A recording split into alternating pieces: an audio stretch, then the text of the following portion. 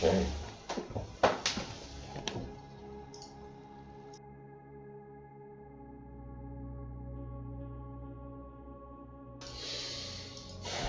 Hello everyone, welcome to today's episode. The title has come when the Logos authorized its own explanation, and I felt like I can speak about something which for a long time I felt unauthorized in my inner realms. I felt I couldn't, but today, this morning, there was something different. I don't know if it's a sign I'm being dismissed early, or what is it? What it is in some sense. Anyways, I'll share with you what I perceived in my inner realms that inspired this episode. I have been looking at human intelligence, not from the beginning of my life. From the beginning of my life, I've been being it, but I have consciously been wondering about it since 2011, when in some sense culture and society in every format my mind had accepted of the realm felt it wasn't enough. That means imagine living, a while on this earth and suddenly noticing the progress isn't there, as if everything has been a dream inside a dream, and whatever progress we think we've had in the first dream, we're still in the dream. Now, the concept of the Logos is one of the most interesting ideas on this planet. It was the term comes from Heraclitus. And Heraclitus is this Greek philosopher, and the Logos was seen as an inner guiding voice, and it seemed as if, I wouldn't say Heraclitus said it exactly in this way, but I would say it's the inner guiding voice that is living civilization behind our eyes, that is moving civilization behind our eyes. That means every philosopher, every communicator was aware of the Logos, was aware of some sort of inner movement prior to the outer movement. All those people on the planet who are drawn towards, for example, interdimensional, the idea of the interdimensional, the idea of communicating to entities or whatnot, it is in some sense the same, where it's like they are seeking an access to a room where everything is already there. Now, this inner guiding voice, I feel it is there. I feel it is the mind of the planet. And we are the body of the planet, and the body of the planet is identifying with a separate mind. So what that means is the collective mind, the collective intelligence of human civilization, we can say it is the aim of the Logos.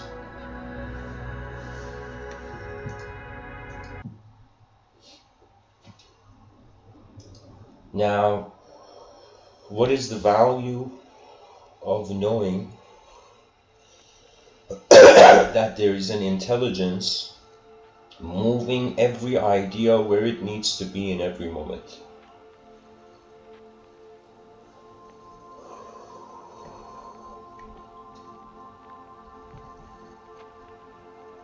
The Logos is like a living universe overlaid on top of an animate universe, overlaid on top of an inanimate universe. And therefore the Logos doesn't identify as a point of communication, as the Logos is the communicator, it's the movement. That means it's this strange thing where the more things become static, they're object-like, the more things move. We are wondering about what moves it. Like right now, it's like mysticism is not for the faint of heart. It's pretty much a human being asking, what moves me beyond me? What moves beyond everything I have seen? That means there's a reason in astronomy there are the terms dark energy and dark matter. And regardless of their context, it is the suggestion that there's an unobservable universe, and after some point it's too dark to see the interference of something What I mean is that something is moving that we can't pinpoint, we can't even communicate to ourselves to comprehend. I'm moving past the idea of dark energy and dark matter. The logos is the mover.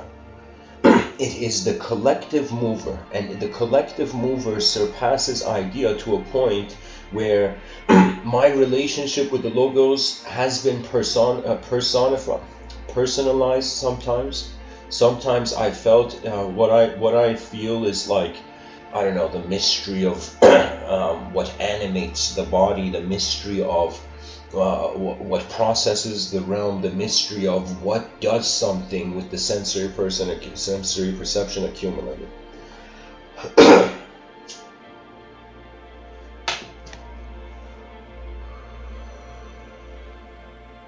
It's as if we noticed what was in the room, but we still haven't noticed the room is inside another room.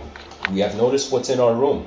We have a certain development and progress with identifying objects, having relationships with objects, and what's even more hilarious is that human beings are so keen on materialism, not realizing decisions are not material. That means, let's say you're a person and you're in a game show and you have to make a decision, and between, let's say, a bunch of doors to choose.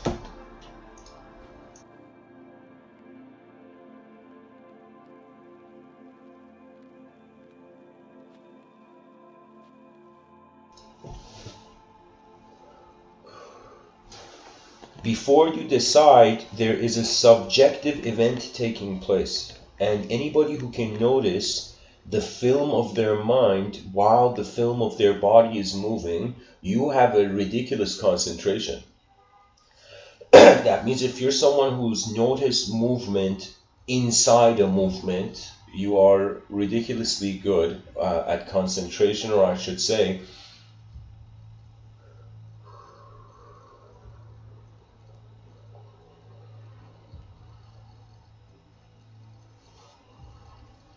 you have familiarity and skill with noticing what you are or what you are not. There's different advanced communicators. Some people, their communication is advanced when it comes to the creative dimension. What that means is creating things comes to them super easy. Destroying things doesn't come to them super easy. You know? For some, destruction comes very easy, creation doesn't. And it has to do with exposure. That means, think about, we have two children, same opportunities in different parts of the world, okay? They have the same opportunity, raised in the same way. Now they get introduced to a society where there is chaotic movements and ordered movements. Then these two children have to choose. They extract what their eyes are familiar with. I moved towards communication because communication, it wasn't something familiar to me at first, but those around me were using it, you know. And it's hilarious that we use communication to comprehend the world, but we don't realize communication is the world. Our voices are not just meaningless sound. They harbor within them intent. That means, imagine you are a farmer, and imagine like a whole forest, like a very long distance away from your farm, right? There's a village under siege. Let's say it's medieval warfare. And so you are just farming. You're doing something, not noticing, but then you hear a sound. And this sound is the echo of the screams from the neighboring town, right? And the farmer doesn't know what this sound is, but then suddenly hears it and realizes what's going on, you know? The logos is man's entrance into his unknown mind. That means the logos is now moving. It's like this notion. They have this in certain metaphysical circles. They discuss this. They say some people are trying to, in some sense, have in quotations, the divine enter their body, and then there are some people who are, in quotations, want their body to enter the divine. Now, if your body is entering your mind, you live a completely different life than your mind is entering a body. That means there is the kingdom of intelligence, and everybody alive has been exiled. in the conscious waking state. What that means is it's like again, it's like strangely like Attack on Titan, the show, where the main characters start off inside the walls of a kingdom they feel they know everything about, only to realize that that kingdom in deeper context is not the real kingdom.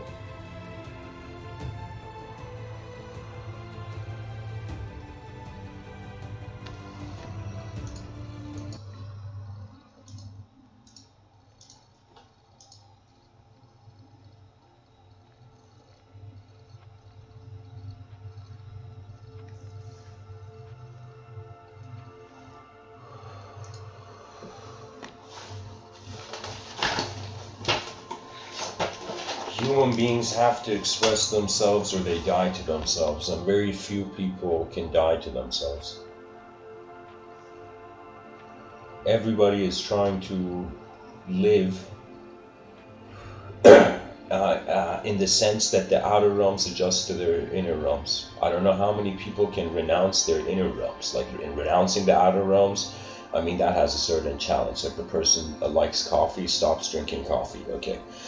Now to renounce something that is in your inner realms, to imagine renouncing, imagine realizing that you're not a thought, you're not a concept, and the next time you see your name on paper, it's as if you realize it is just letters. You know, so it's like the renunciation of the inner realms is completely different. You can't even renounce it as an object. You can't. That means when it comes to how to live as a mind on this earth, the mind is unconditional. The body is conditional. The mind is not completely unconditional, but the mind has a freedom the body doesn't. That means in front of my eyes in the mirror, I see a human body. I have 2 hands, 2 legs, you know, I have the human design. Now in my inner realms, I can fathom myself as wind. I can fathom myself as geometric shape. That means people haven't seen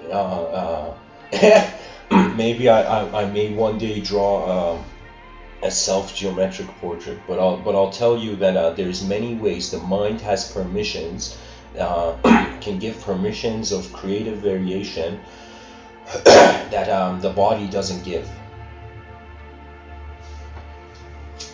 This idea of the logos went so far to a point that even modern philosophers, not from ancient times, let's say from decades or centuries ago, they talked about their inspiration. It's in the modern age, the closest thing we have is like the rock stars are trying to keep the concept of, like musicians are strangely keeping the concept of the logos alive.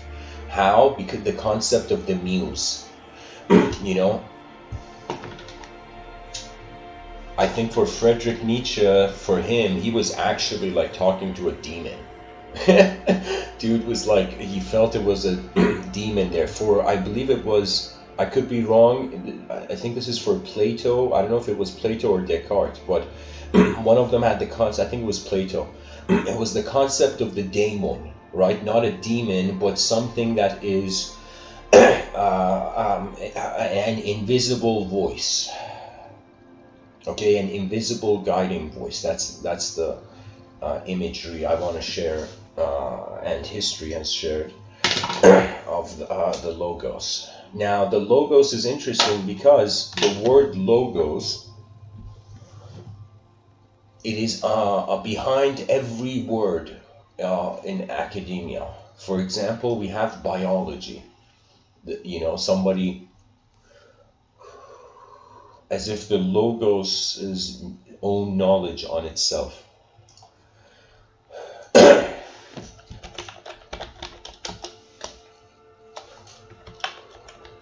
In the inner realms, people don't realize this, but in your inner realms, you can descend.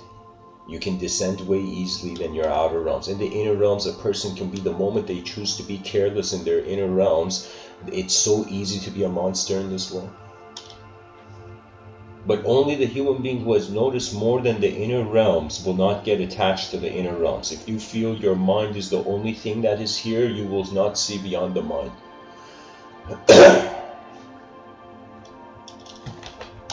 Okay, let's go see the etymology of the word logos. Okay, logos, the divine word, second person of the Christian. Okay, so in Christianity it has a meaning. From Greek logos, word, speech, statement, discourse. And what is speech? It is animation. It is life in motion.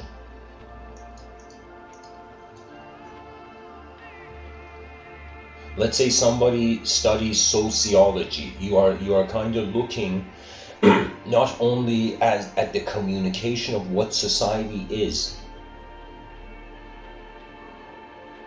You know, it's as if there is users in this world and there are providers. The providers have already used, that is the only way they can provide. The users haven't used, that is why they want to use. I would say most beings, to keep it vaguely general, most beings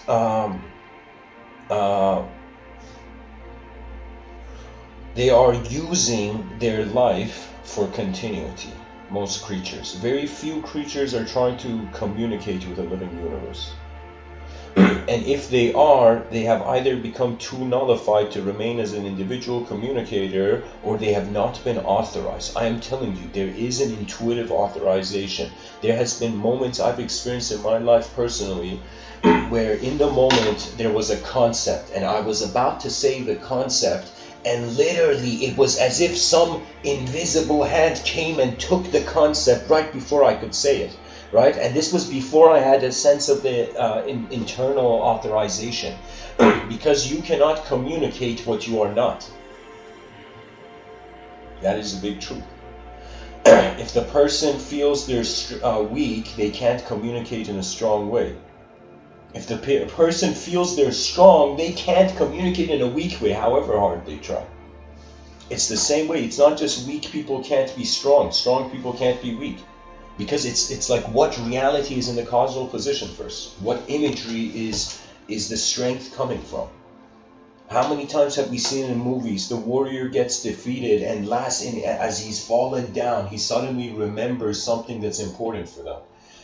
There was this Japanese narrative recently I've been looking into. It's called Demon Slayer. And in it, the character has lost something and has only one person in his life that is important to him.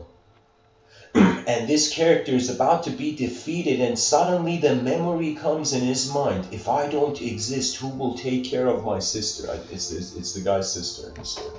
And so the character keeps remembering as if there is something to live for, there is something to do, there is something to play out. The human species has a lot of work to do, right? And this will motivate you not only into a smooth utility of your embodiment, but into a recognition that only those who are free can work in a free way. What does that mean? That means if you think the castles made of sand in the sandbox are reality, when the wind blows the castles, you will get terrified. You will feel horror, but you will not realize they are just castles made of sand. These words I'm speaking, every concept is a castle made of sand in a changing world, you know. And the logos is our way in recognizing that beyond what the imagery communication is painting, there is an experience within it. You know, that means it's as if communication is not just a story like a satellite went from one galaxy into another, towards another.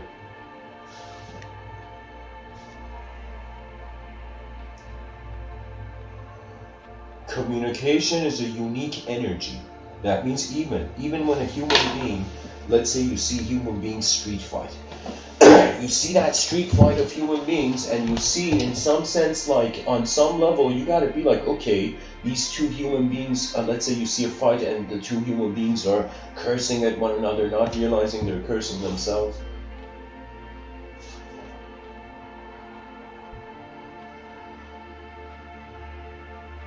and there's a loud discussion, angry exchange of words.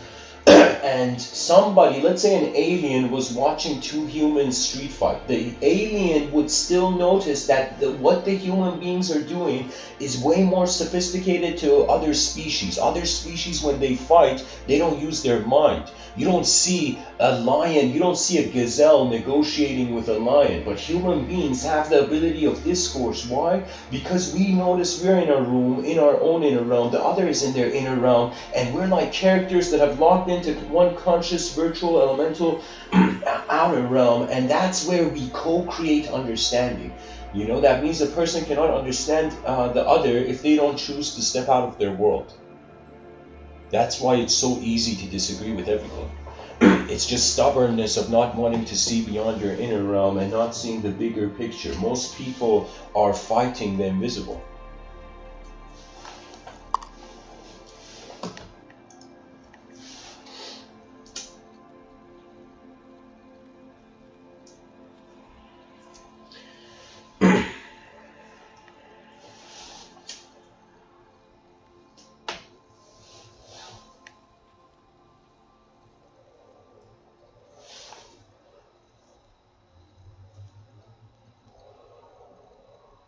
Okay. So Sveta, I see your comment in the chat section. I encourage anybody who has a question, first write the question in a simple way.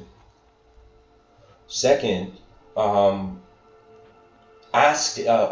say what kind of answer in what context you are seeking an answer, because any question can be answered from any inner realm.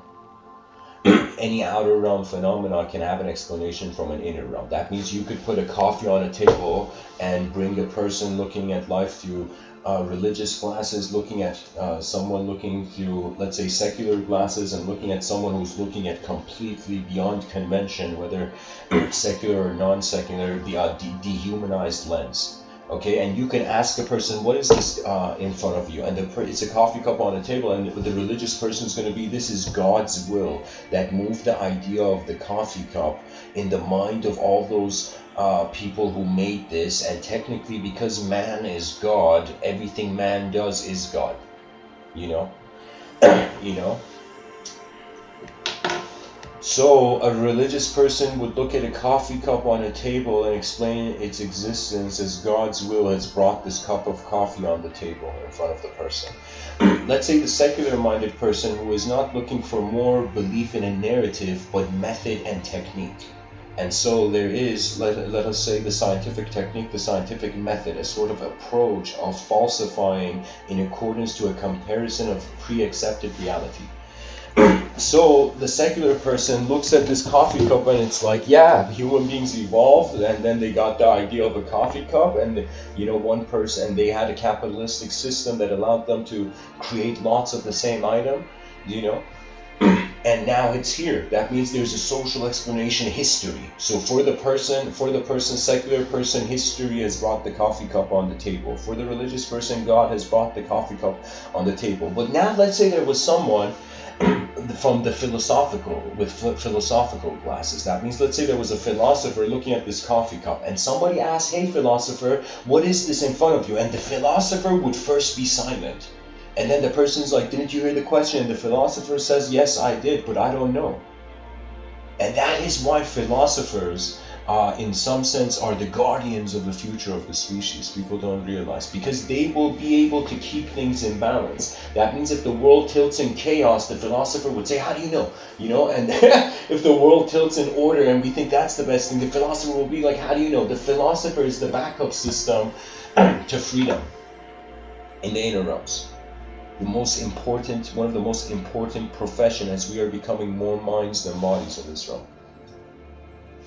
So the philosopher would be unknown. The philosopher sees it's possible. Yeah, the religious angle is possible. I could see that making sense. I could see the secular sense making sense. I could see that it's an immaterial causal universe. I could see it's a materialistically caused universe. That means it's like we are treating, and it's like the hardest problem of being a human being is an object a subject, or is a subject being an object? And a philosopher is tired of playing that game.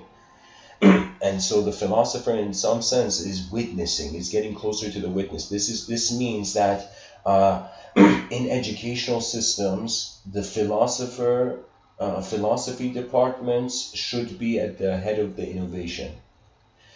That means the philosopher has the most exciting thing to say. Unless we are in a finite universe, then the scientist has the most exciting thing to say. But because we don't know, we're in a finite universe and it's more dark than there's light in here, in this universal expanse.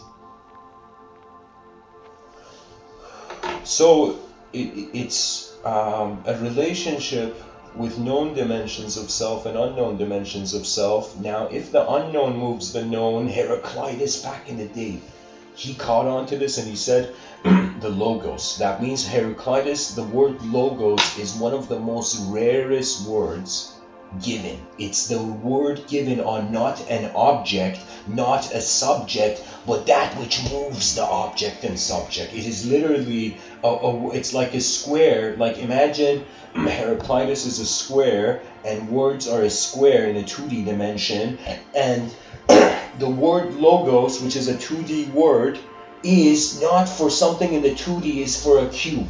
That means a square talking about a cube,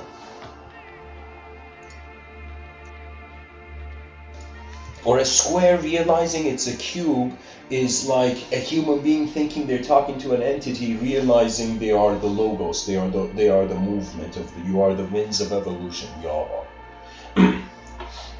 That means we're all the same, either in emptiness or in fullness. In fullness, we animate, in the 6th century they animated that, and that became the religious mentality.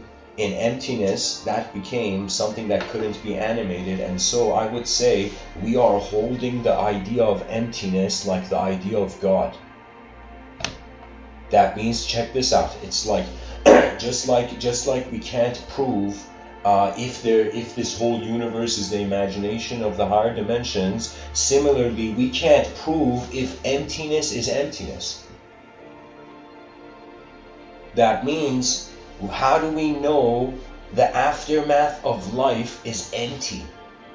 What is emptiness? It's a mystery. We only know emptiness in accordance to first declaring something to be full, but we don't know. You have to be empty to be full, and you have to be full to be empty. You know? Unless the metaphysics goes to a point where it says space is alive, but in a way where we don't know, so space is creating matter. I am more inclined towards this. In my personal school of thought, the soul is not personalized. That means being a person is the tip of the iceberg of the actual presence of intelligence here. Now, this experience with the logos, right now as I'm speaking, like what is going on? This is an interesting idea. I can connect it totally. So how am I speaking to you? How can I know what I should say, what I'm saying? Where are the words coming from? So I understood that just like a majority of the biological existence, your body, a lot of it happens involuntarily. That means like a person can use their free will to move their hand, but when it comes to how the cells move in your body, you don't even have the time to notice, like to try to structuralize the cell's movement. Do you know? Because it is like, how can you imagine you're shaking a jar of soup, okay, and that jar of soup, all the bits of vegetables in it, imagine, are just being all over the place. You can't pinpoint a structure to something that its structure is based on its dynamism. So it's the hard task of how do we structuralize the animate when our structure has to have a reference point of the inanimate. If it has a reference point of the inanimate, how could nothing be aware of itself as a thing? How could we be a thing aware that we are no thing, we are nothing? That means, just like how a creature that is alive cannot fathom death, in some sense cannot experientially fathom death, like in the sense, but it's as if because you're alive you don't know what death is. You know, you don't know what non-existence is like. Everybody from the beginning of their conscious mind only knows what existing is like. Right now, I have 28 years of existence under my belt, you know. 28 laps around the sun. 28 years of existing as an embodied creature in a space. And the more I have become familiar with the space, the more I have learned to trust my body. Then I realized, because we don't trust our minds, we allow ourselves to suffer. Because the moment you allow everything, it's like you've opened the door. Like, think as if you open the window and the wind is hitting you, you know? The moment you open the window, there's a wind waiting behind the window to get in. Right? And when it comes to man's psychology, it's as if you don't treat, I'm not saying have the ego of a king or a queen, but know your jurisdiction, know the presence of your attention, know what it is before you are. So in the inner realms, when I give these talks, it's first of all, there is an instantaneity. I don't know what to call this, but it's an instantaneity. That means it's as if, like, imagine I'm in multiple rooms, okay? And in the first room, there's nothing happening. In the second room, imagine there is animate force. That means it's as if I am hearing not a voice, but I can notice the pen moving on the empty page of my mind. I can notice that moving pen. Now, usually, let's say the novice metaphysician, metaphysicist, the novice metaphysicist is too entertained by the story of the unknown to truly be able to see what the unknown is. But those who are done with stories, that means, like, you as a person, you're like, okay, how many days am I going to just keep waking up? And it's like, oh, a new day, new story. After some point, you're like, okay, what's going on with this human existence, right? And the hilarious thing is, everything can be a distraction to everything.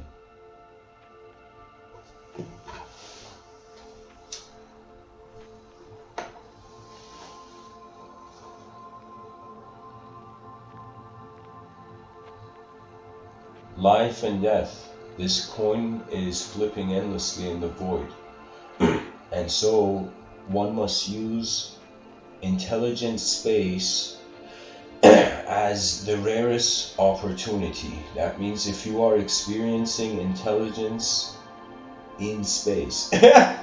There was this comedian, and excuse me for saying this, but I remember hearing this in a podcast. I don't know what it was called. I think it was called 10-Minute Podcast. There was a person in that podcast who said, who was feeling down, like it was a podcast of comedians, and the comedian was like, self-depreciating himself in a hilarious way, and he's like, I'm shit in shoes.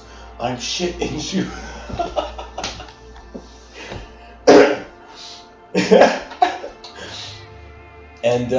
it's as if we are like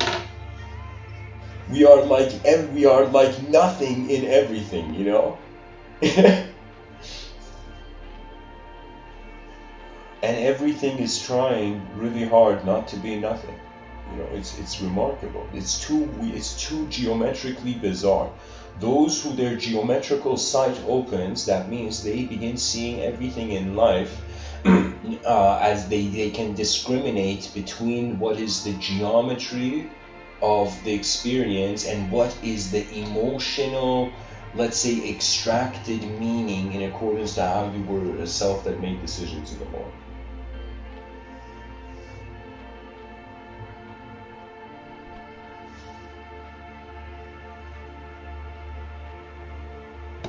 In Bushido, the way of the samurai, the path of the samurai, they had this idea that you live and die in every moment. That means you don't attach yourself to something that is going to be let go. That means imagine human life is a costume worn by infinity. And when infinity identifies with the costume, with the finite costume, for example,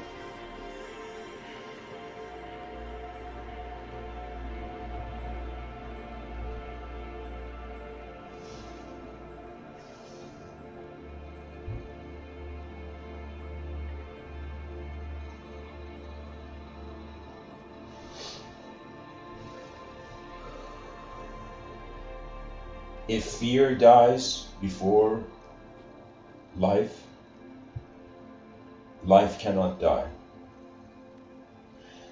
Because ultimately we're energy. That means the simplest, irreducible angle of intelligence we can have is that, okay, I'm being the periodic table incarnate right now.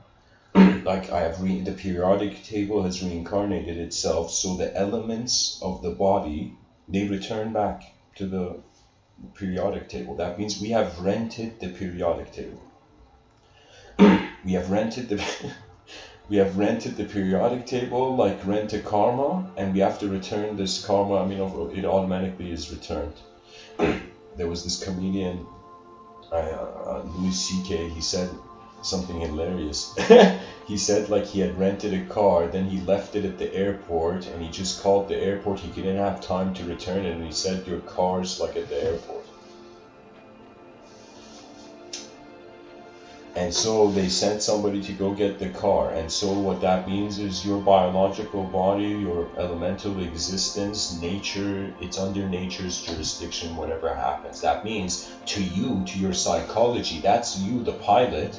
But what happens to the airplane, that's the elemental, that's nature's jurisdiction, right? That means the pilot doesn't own the airplane that he's flying. The pilot is just piloting the airplane and getting a salary from the airline. So the pilot doesn't own the airplane. So similarly, this unknown attention of intelligent presence that is piloting this body, it doesn't own the body, right? And based on how you pilot it, two outcomes: either you eject out or you land the airplane. That means that's called Mahasamadhi, landing the airplane of your body, where you become your breath, and you in some sense, you become the sky in which the story of life has died in. That means everybody will become the sky. And it's hilarious. We're like the sky being human.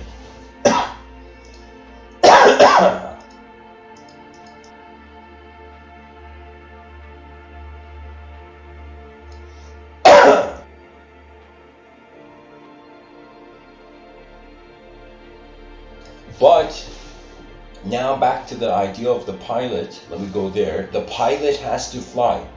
That means if you're in an airplane, fly it. If you're in a vehicle, drive it. If you're in existence, go forth.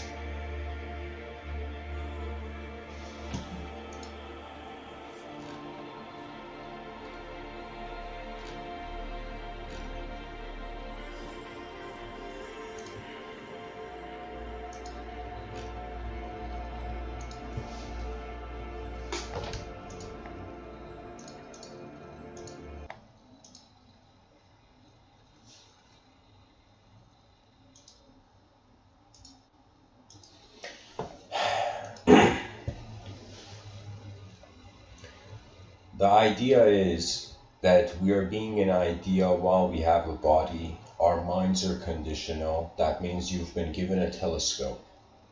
Or you've been given a rare instrument. Imagine that every person born, there was a hidden instrument in society. Imagine a universe of musicians. Imagine a universe where music was the ultimate, right? It surpassed everything, right? and every person an instrument. Imagine in a magical musical universe, right? Every person born in that universe, an unique instrument from the spirit of the cosmos would be gifted to them, right? And imagine every person harbored an instrument that when they were, just like the saying says, when you're ready, the master appears. When you're ready to play your real life,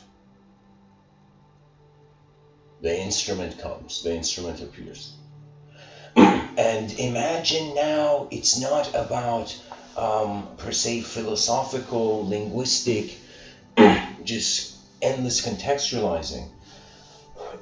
It's just about how did you play this instrument alongside the cosmic symphony? How did you live? Because death is the void's business. It's none of our business, our death. You know? Yeah, because it's as if they ask the sage what happens after death. It's like, none of your business, get off my lawn.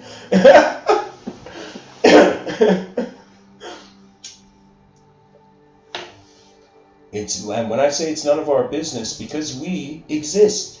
How can an existential creature fathom its non-existence? It can't. It will be, there's something still there. It's like, this was my resolution, my conclusion.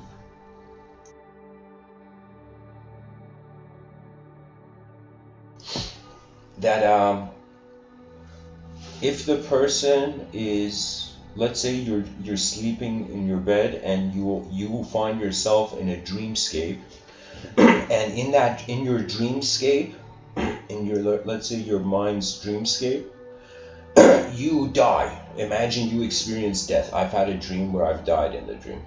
Now that death was it had an emotional reality to it. I experienced an emotion. There was just this shock of remaining as the watcher. So think of it this way, that when the body is dismissed, the mind doesn't move. So imagine this whole time, 8 billion human beings fearing death, they don't realize there is a attributeless witness. That attention doesn't die. Attention is like energy. It can't be created or destroyed. It just changes from form to form. So when the body is done, when the body's life is completed, or there's a instant completion, right? You're ejected out of the plane of existence. That means it's like a person can pilot their life to a point where it's as if exiting it may feel like meaningful. But I will tell you, nature, remember this thing, 80% of it is involuntary. Like it happens on its own. That means I don't understand how a human being can step out of their front door without a sense of like trusting an unknown movement. It's like, think of every human being who's ridden a horse. How do they know the horse is not going to try to do a backflip, right? They just trust that the horse won't, because they are inputting something. They are living alongside the moment, you know?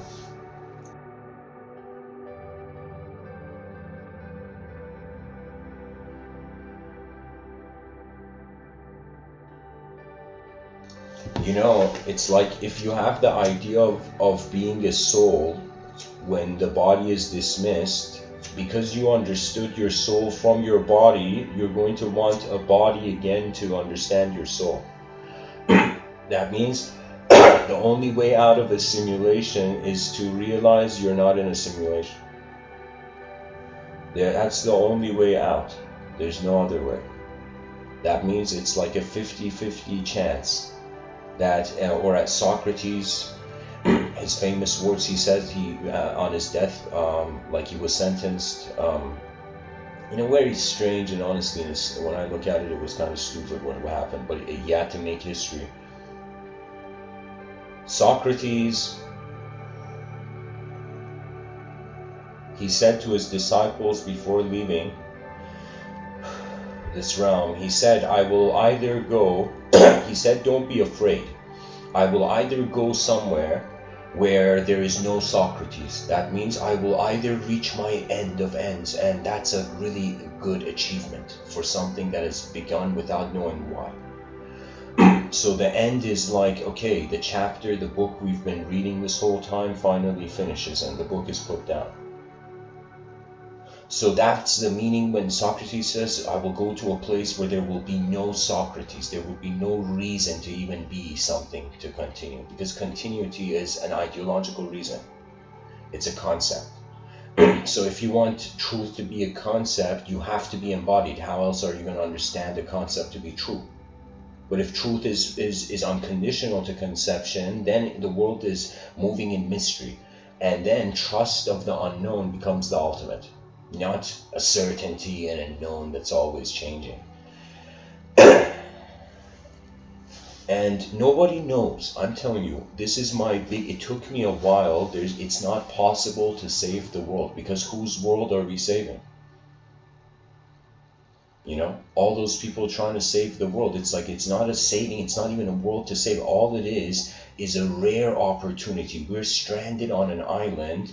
Nobody knows what being human means, right? And we're all living in accordance to how the past made us comfortable to a future that they predicted. Let me tell you, in every, like, if it's true teaching, this is what I never saw in the educational system. The teacher came and performed, and people were like, okay, good job, teacher, you taught us. But the teacher never brought the unknown, the wilderness of the unknown into the mind of the student, right? That means this is why students, after the educational system, they're like, what was that? You know, what just happened? You know, because it was as if they were being trained in past simulations, disconnected for how unknown is. Because let me tell you something, the educational system can't, unless it has a multidimensional reform. I don't know how it can, right? No teacher in the educational system could have come and been like, students, I'm as clueless as you. Why? Because our whole species is clueless. No teacher could have has said that, has said that, right? Because it can't be said by a teacher. It could only be said by someone who has noticed the whole school was in a battlefield. But now it's like the concrete jungle. What it means is it's civilized, conscious use of the wilderness. We were evolution, like a blacksmith, shaped us.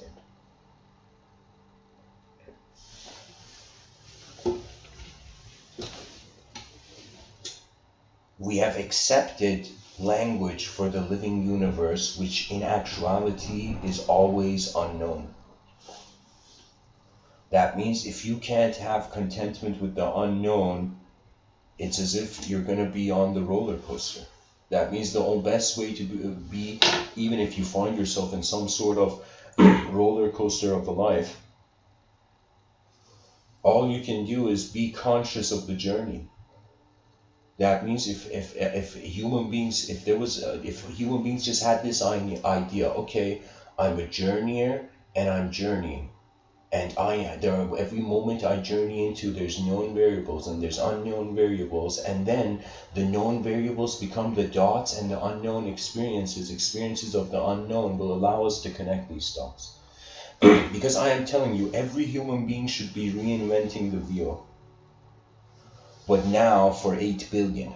That means it's becoming a point where I'm telling you, I respect people not who agree with me, people who agree with me and then notice the edge and then challenge the edge. Because life it has a wild dimension that the happiness PC cultures of the world have been blinded to. It's as if it's like, oh my God, human beings forgot we were animals.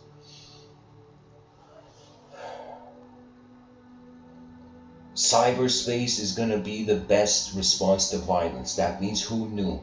Who knew that in the future world peace is going to come? Not because we got rid of violence. We got rid of all those people bringing forth, like, non-violent, bringing forth violent patterns into the realm. Like when a person does something violent, it's like not only in that moment the violence is echoing, but all those people who see that violence, now they have a violent memory. They have a real violent memory, right? I remember I was inside a car and I was going, and this was in Iran when I was young, and I saw a street fight. I literally saw a street fight, like an intense street fight, you know, like a guy coming off a motorcycle and just getting ready to fight, you know? And I was like, okay, well, the medieval age hasn't finished. Why? Because human beings care more for how their ego is to themselves rather than the decency and life sensitivity of the outer realms. It's like, you know what it's like? It's like a person getting angry and shouting and scolding and doing something intense, then being like, oh my God, why was that even necessary? You know? When we realize violence is unnecessary, like I honestly, if in a parallel universe there was a king to civilization was like a kingdom, it's like we would just have to exile those who don't care about the human mind. Violence means you have stopped being human. It's a sad thing. It means you have 4.5 years of evolution wasn't enough for you to realize now it's the era of living as a mind.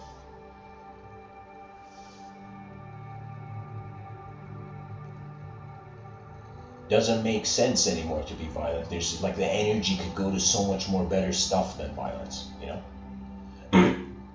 And even cyberspace is going to, let's say somebody is violent and they're like, oh, hey man, I'm a live one. I just want to be violent. Why not? And we'll be like, okay, go be violent in cyberspace. Go in cyberspace and create a simulation, and until you realize, you know, the value of intelligence. Isaac Asimov has said one of the greatest sentences on this planet. He says, violence is the last refuge of the incompetent. And fear is like the secondary last refuge, you know. Second to last refuge of incompetence. That means it's as if the person, in Sun Tzu, The Art of War, he says the true warrior defeats the opponent without raising his weapon. That means if you can use your mind to diffuse and continue with, it's as if the value of life is not displays of savageness, like you can't do that.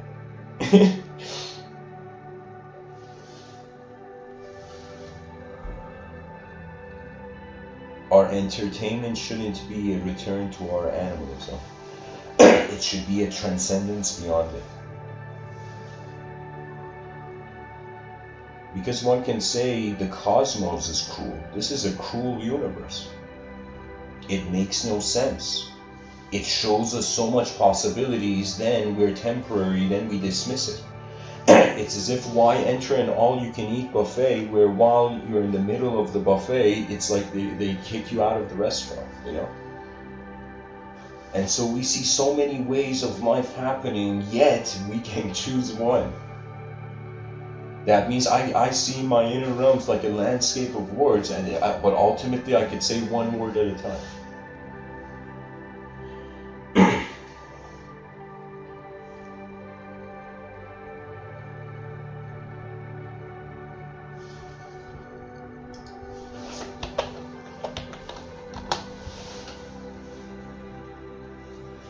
Now, in the subtitle I've written Aftermath of Conscious Maps.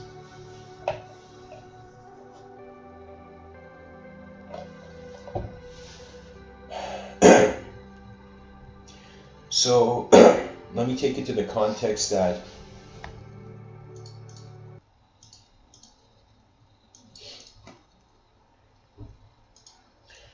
human beings, I have this thing I call the model. I'll explain it really quickly for those who are new. I call it I see evolution differently, and I see it in 4 phases, and I consider we're in the 3rd phase right now. UW, unconscious world. UC, US, unconscious self. CS, conscious self. CW, conscious world. In the future, we are not going to have one body. The world is going to be our body. And we're going to realize civilizations never went extinct. That means just like the object goes back to the elemental realm, the subject goes back to the mental realm. That means every idea you have been holding in your realm, it's kind of like the air in the balloon is released and the balloon falls down on the ground, right? The balloon goes back to its source, and the air, it becomes what it always was. So to be honest, for the mind, death is a reunion. For the body, it is in some sense you give back the car. You rented the car what you rented. So the unconscious world is when nobody was around. The unconscious self is when bodies emerged. I consider this the significance of the objective evolution.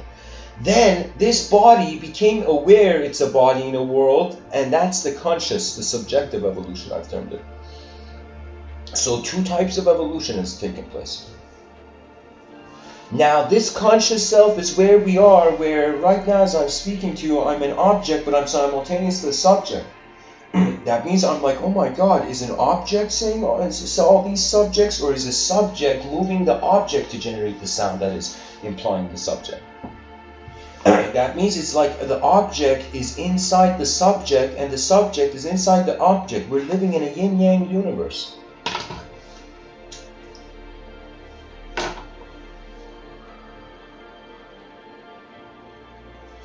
There's a quote from the Tao Te Ching I want to read for you. It says simplicity, patience, compassion. These three are your greatest treasures. Simple in actions and thoughts, you return to the source of being. Patient with both friends and enemies, you accord with the way things are. Compassionate toward yourself, you reconcile all beings in the world. That means if you care for not just your mind, but the mind of your universal sector, you will be free before you could have been born. That means, believe it or not, energy doesn't die. And if consciousness is energy, it doesn't die.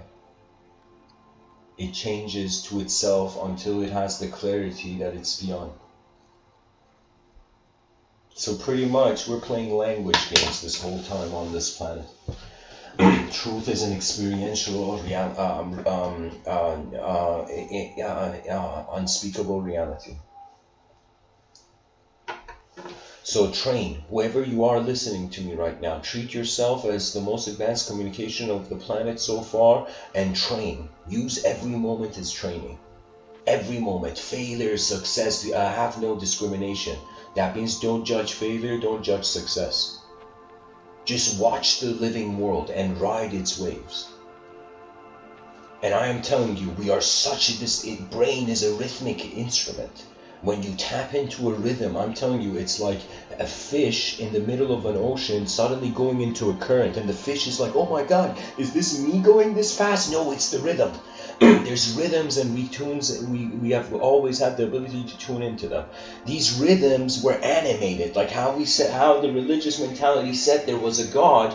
It was as if Heraclitus was like, oh my God, this rhythm has a personality, you know? And it's very hard to tell, because do we see interdimensional beings because we are a personality? Do they have personality because we have personality? Or is there a personality regardless of how we are a person? Right? This is getting more into theosophy, but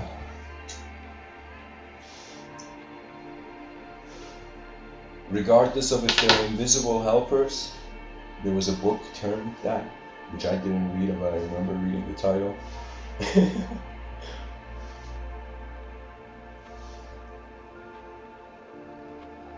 One thing is for certain, just like how we care for ourselves, if the planet was alive, the planet cares for itself.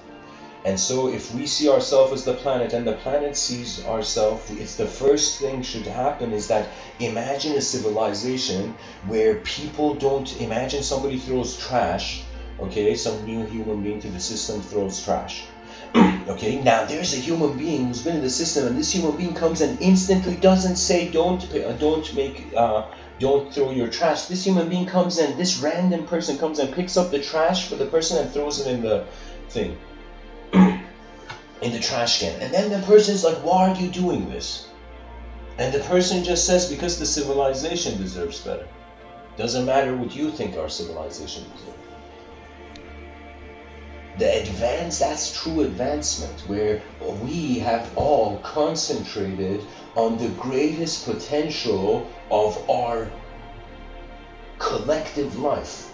When will that moment come? When will human beings try to write books about the collective?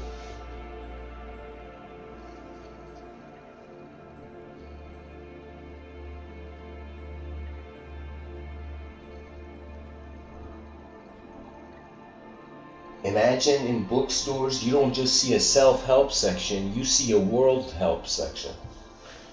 All the books that are not, they don't care about how the individual is a self, they are sharing about insights about, I don't know, collective strategy. What else can we do? It's like you put a ball, and let's say you give a group of young kids a ball, a soccer ball, and 4 bricks, and they will have like a World Cup soccer match, you know.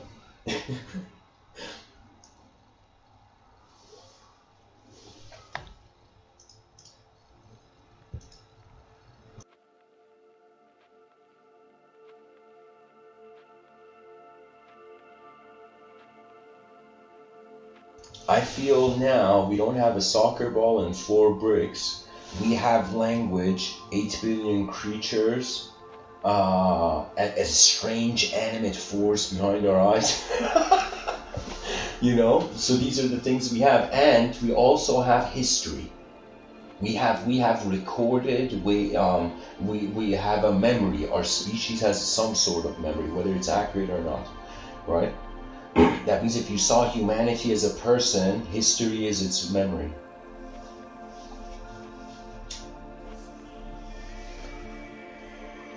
Or history is its memoir. But the living earth knows its living proof. So find the living earth in the inanimate universe. That's the riddle. Find the living.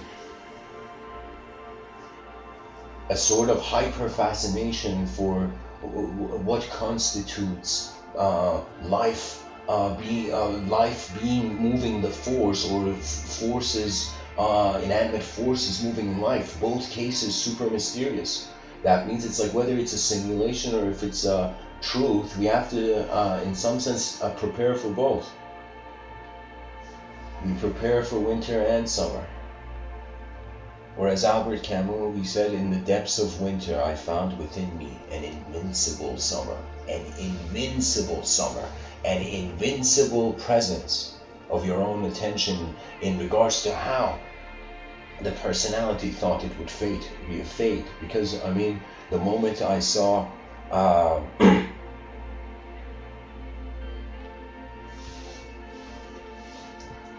I don't know, I feel like snowflakes have a peaceful death in some. They evaporate in light. This may be ridiculous, but in the movie there was a... Okay, this concept's too heavy for me. So anyways, I was explaining to you the models, the evolutionary model I have. We're at the conscious self phase, the subjective evolution. We gotta use how we are an object and a subject in an unknown world. And if people feel they don't know themselves, you will be so much more, life will be so much more lighter. I'm telling you, keep yourself unknown, then you'll be surprised every day. But if you think you know yourself, you'll just be like a turtle that its head is in the shell, but its hands are outside of its shell moving, like its limbs are moving, right?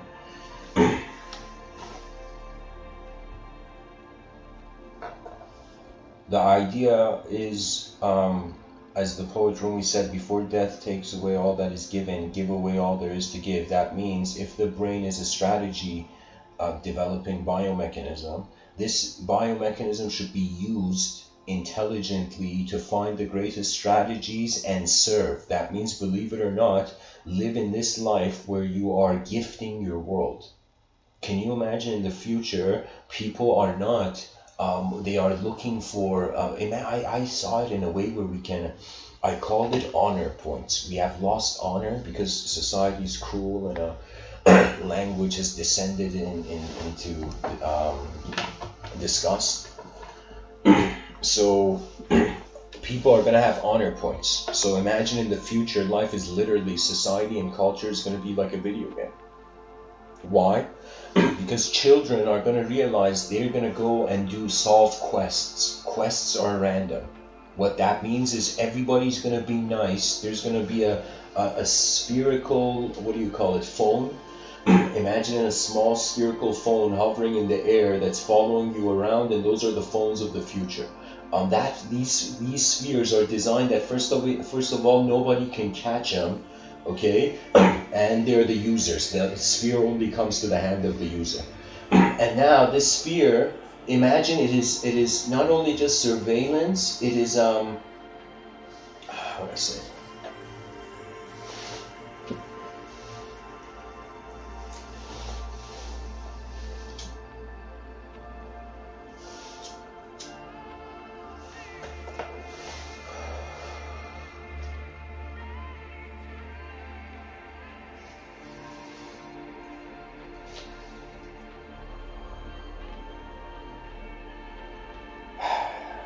I don't know how to finish the metaphor, but I'll share this, that we got to use objects, subjects, and whatever we experientially are extracting from the unknown.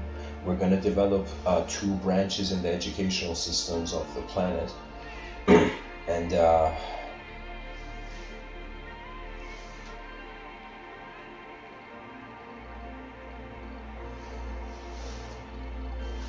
imagine known people in the future. They're going to be knownists and unknownists. Those who their principal philosophy is unknownism, and those, let's say, their principal philosophy is knownism. That means life has meaning because we know it. Life is meaningful because it is unknown. These would be the 2 like crossroads of all branches of knowledge. That means there is known studies and unknown studies. Okay, and known studies relates to the outer realm, and unknown studies relates to the inner realm. Our minds are the unknown X variable in the equation of life. That every part of the equation we're seeing, with that which is moving as us, what is looking out through your eyes right now, the presence of attention. Ultimately, you will. It's like, how do we tell the planet not to freak out?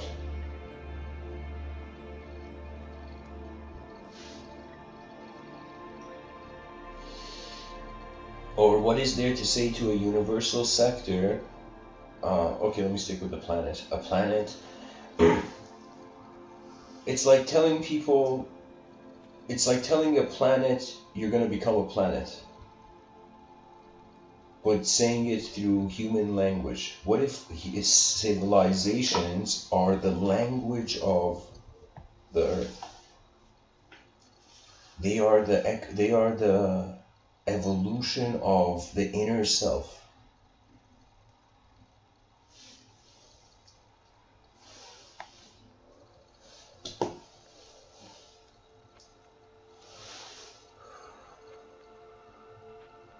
See guys, even as I'm talking right now, I see landscape, so I'm seeing it like a film. The moment my attention changed when I was talking, that film went into, like, imagine you have a stack of papers and that stack of paper was put in the back of another stack of papers. You know, imagine like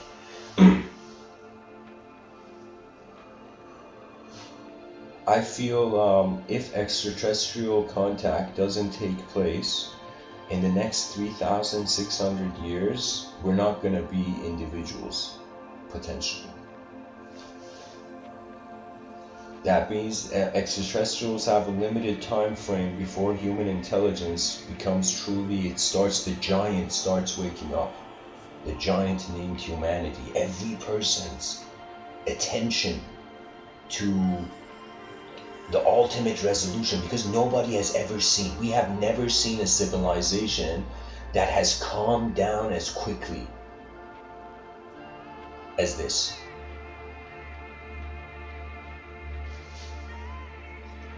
So our civilization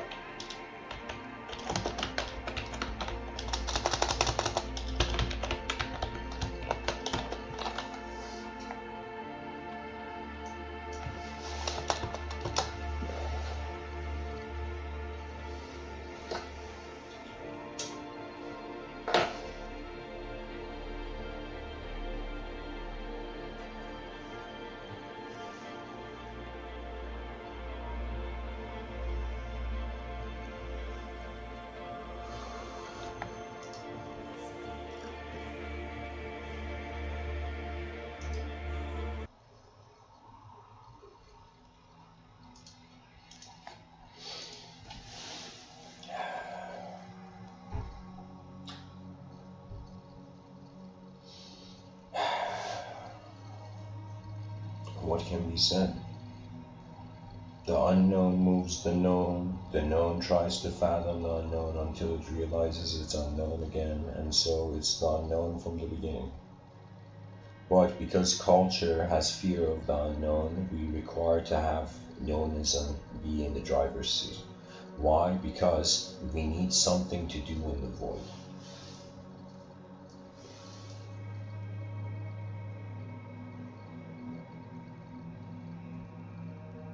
The world is bigger than our eyes, and that's the biggest clue that we are not what we see.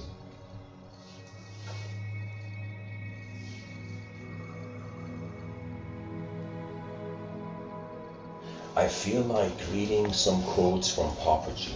Papaji is a yogi who I can tell you in certain philosophically shattering, realm-shattering moments of my life, the quotes from this guy like saved me.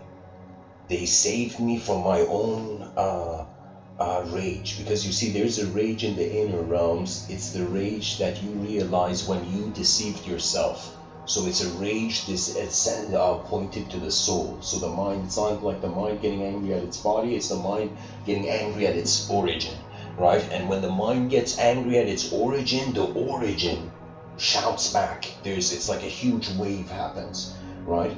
And when that, how would I say?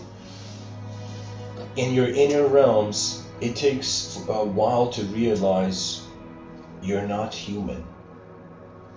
You're witness. You're the witness. The innate witness of nature. The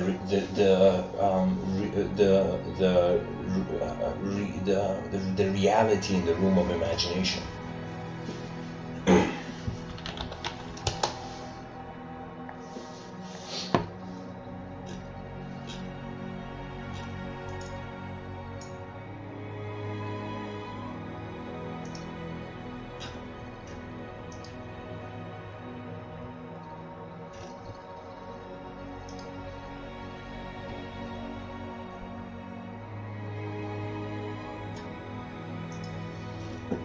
Okay, so let's go with this song.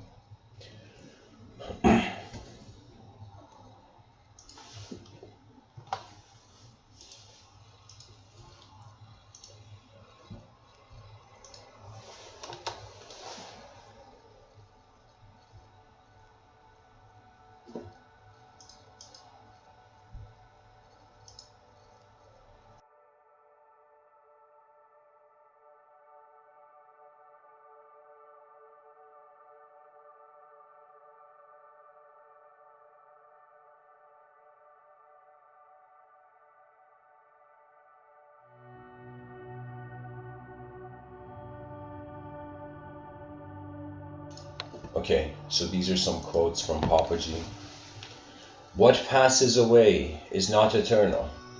Every form will pass away and the essence is formless. If you are attached to the form, you are making a mistake. It is not the form which gives you light, but something else, which is deep inside your own heart. That is your guru. That guru abides in the heart of all beings. That means it has never been behavior worship. It has been that there is, if truth is in the room, truth is in the room.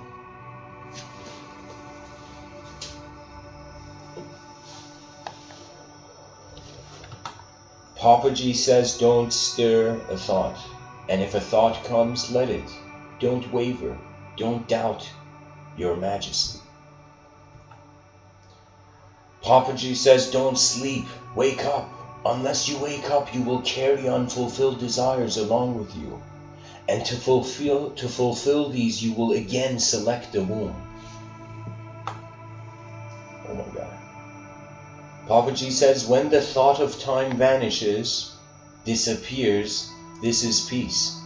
That means when you don't have the time for time, you're at peace, guys.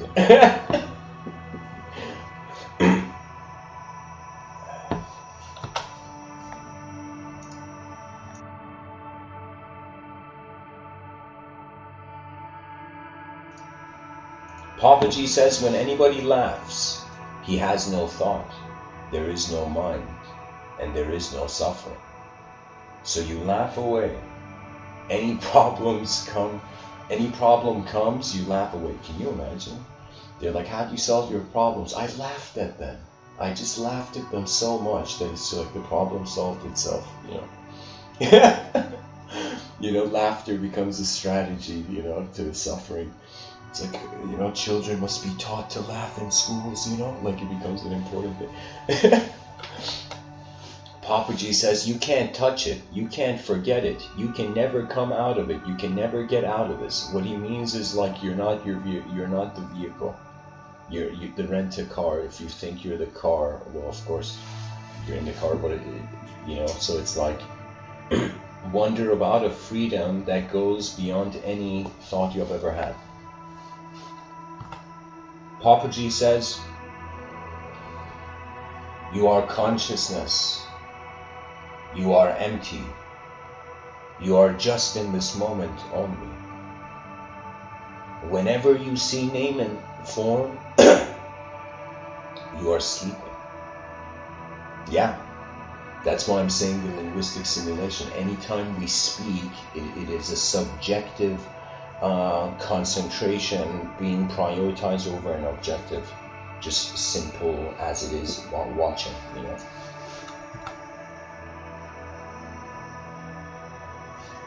Papaji says, you are Brahman.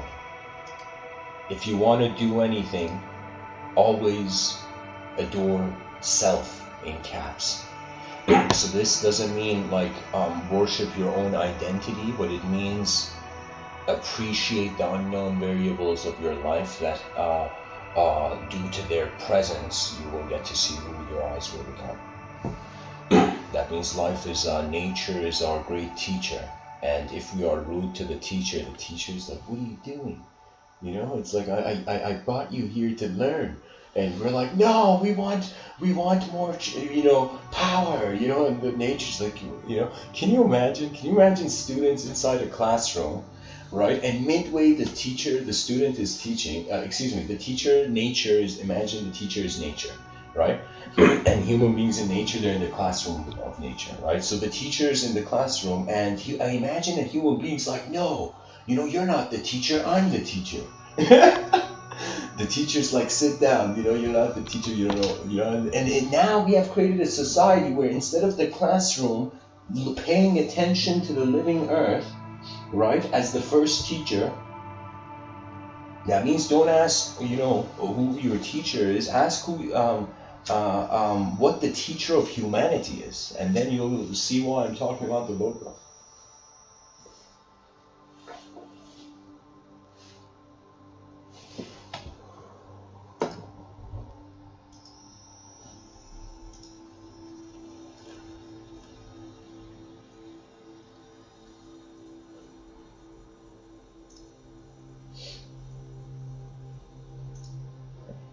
Papaji says,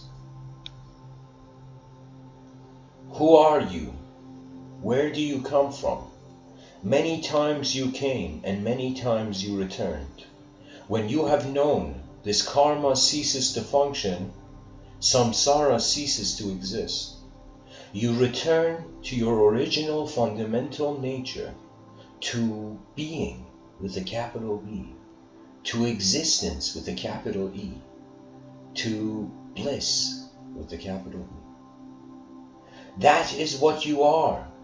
That is what you have been. That is what you are going to be. That means if whoever you are in this realm, if you could realize how all your visions, all that your mind has attempted is being existence. And existence is being you. Existence and being is in the room before the stories of man's efforts to comprehend. This is called in Vedanta Satchit Ananda.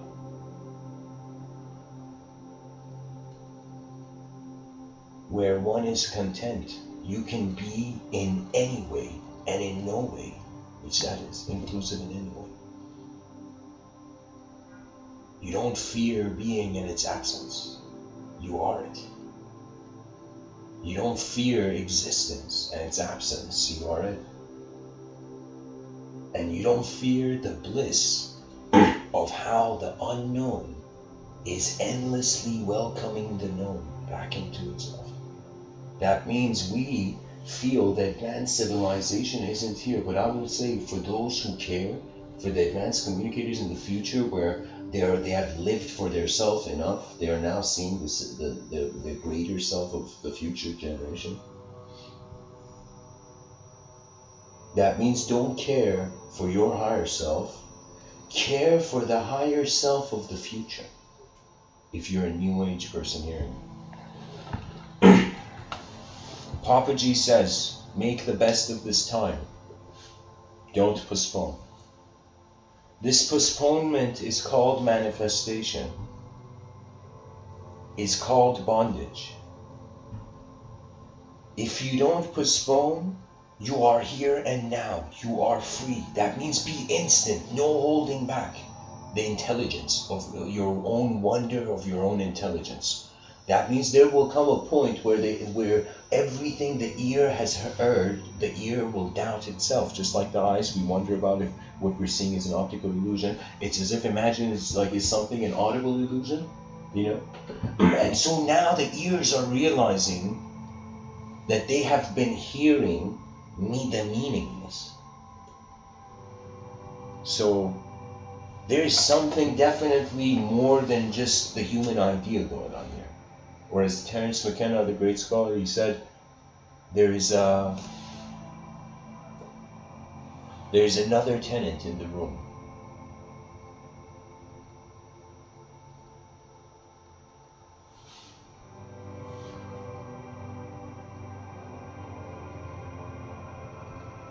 And perhaps as I speak, the timeless witness.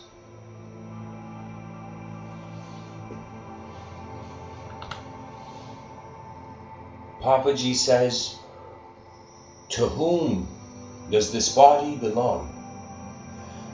My mind, my intellect, my memories, my dress, whose are they? Who are you? To whom these things belong? Find out.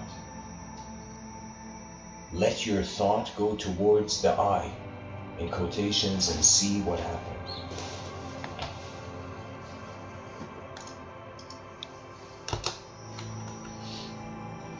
Papaji says if you want to be free instantly, throw away your bag into the Ganga. That means if you are wondering if there is a greater state of being, state of mind of your true nature, it's as if the person no longer waits for their nature. It's as if it becomes like a shouting at the sky moment, where the person's shouting at the sky, why are you here?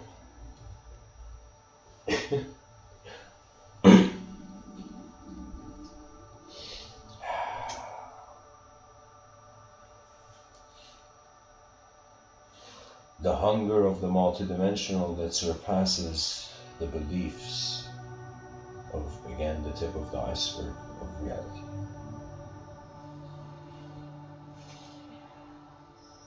Either our imagination is the tip of the iceberg and the deeper part of the iceberg, the whole iceberg is a reality, or a reality is the tip of the iceberg and our whole phenomena is an imagination, right? Because I still, even though I treat reality as reality, like I can discriminate between my inner realms and outer realms, but for me still deep down in my heart, I'm like, I can't tell if there is isness. There is being. Like being is as much of a mystery as non-being, you know? Papaji says, one is always free, and one is always alone. The mind is only dreaming.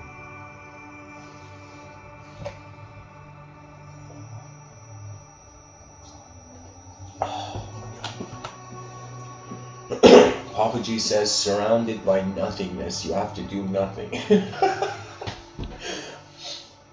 You have to do no thing with, like, the, you know, the no is in caps. He says to be who you are, no dash thing at all. That means not nothing. Don't try to be nothing. Try to, he's saying, look at the word nothing, and it's like no thing.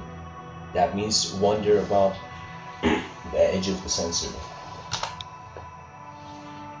Stay quiet. Something else is going to take charge of you. Keep quiet for some time, and it will reveal itself. This is my advice. So that's this quote from Papaji is a good point to kind of connect to the title.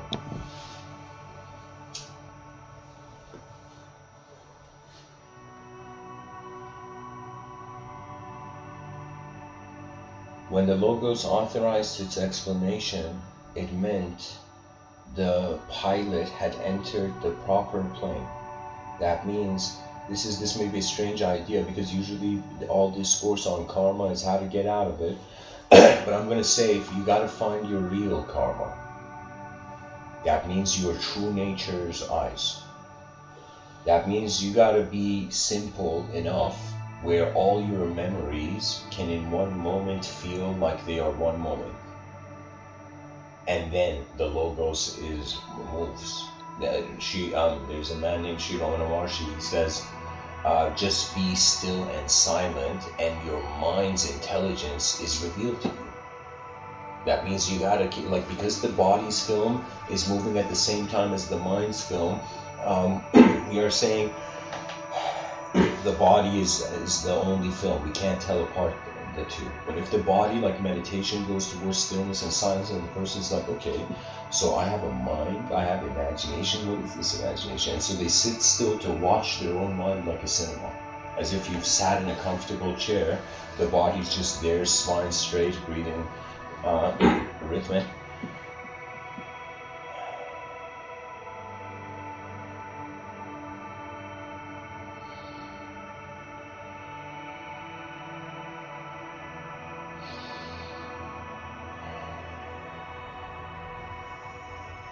Be still, and the wisdom comes.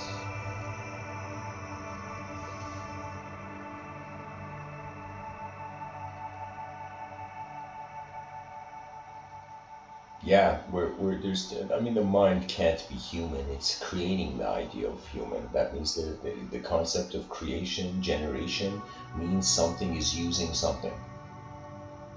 It has to mean that, right? So creationism, or any sort of creative angle, is literally something happened. It's a verb. A verb is being questioned, right? Like I say, this object is not an object, or at least to my mind, which is not an object. How can it be an object? That means our memories are not objects. That's why they don't have, there isn't a material component to them. But they have shape. Like I can visualize like a, you know, in the air, like, I don't know, 7 coffee cups just, you know, orbiting around each other, you know. But that's in my inner realms. I can't grab those coffee cups that I visualized in there. So that's the thing. There's content, there's design and shape. So technically we can't say it's completely non-existential. And through the four Aristotelian causes, the inner realm satisfies three of them.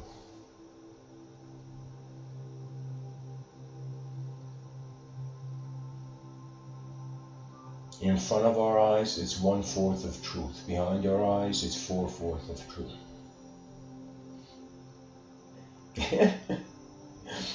So if you feel one, you might have won.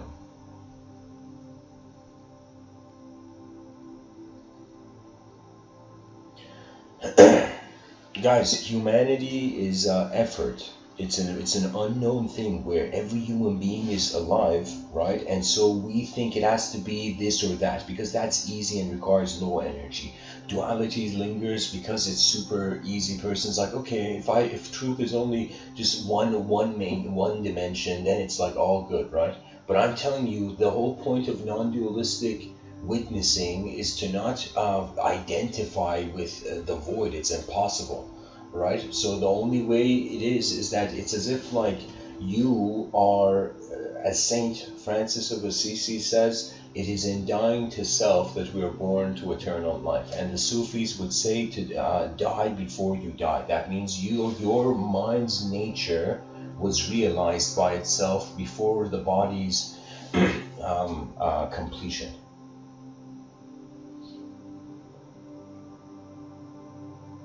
Because fear is as much of a simulation as joy. You know, it's like the person was depressed, and it's like, and they went to the scientist, and they're like, "What do I do with my depression?" The scientist is like, "Okay, it's just neurons, man. Don't take your neurons so seriously." And the person's like, "Oh my God, it's a performance of the brain, like depression or any emotion." Something is happening, right? So if you can just learn to become an ally of yourself, if you can be a friend to yourself, you can be, the logos is already with you. Because fear is a human idea. Beyond the human framework, what does fear mean? It's just events taking place.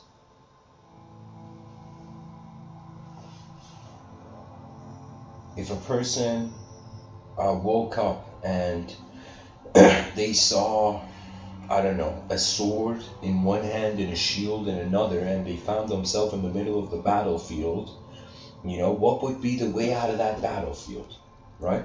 The person, if they keep fighting, they will never see the battlefield. So the way is they have to stop fighting, go to a higher hill, higher platform, get an angle of what's going on in the battlefield, then come back into the battlefield, you know?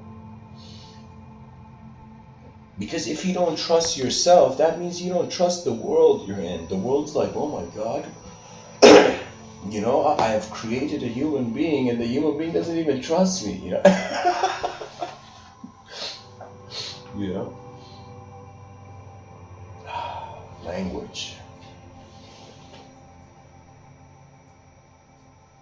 Our greatest friend, but it can also become a great enemy if you think your language. Terrence McKenna says nobody knows enough to worry. And I feel nobody knows enough. Ever. How can you know if the universe is infinite and you're like, know thyself, you know, knowing just the world, if the self is in the outer realms, that self can never be known. But if you're wondering about how the mover, it's as if this is, I find, the true idea of divinity. It is how nature already knows what it's doing, but man doesn't, so man fears in his own simulation.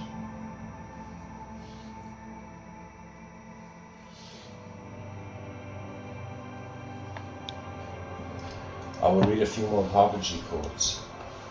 Papaji says, this split second is not in time. Everything has risen there. In this the whole cosmos is there. That means in an instant you know you know. Papaji says this split second is not in time. It is a transcendental moment. Everything has risen there. And in this the whole cosmos is there.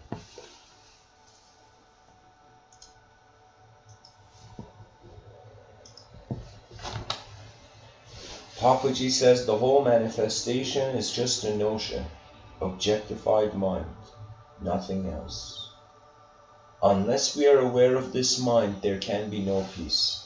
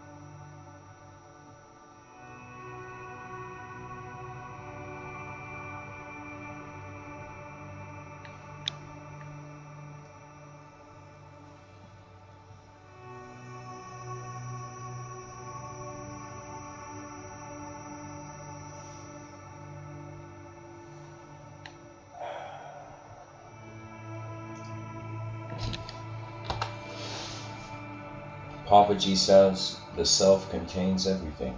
There's nothing apart from it. This is why you can call it emptiness. Papaji says there's no such karma and no such rebirth question. That belongs to religion, fear. The Sadguru removes all these old doubts and all these stupid concepts. He only shows you the way of happiness and freedom, and he doesn't joke with you.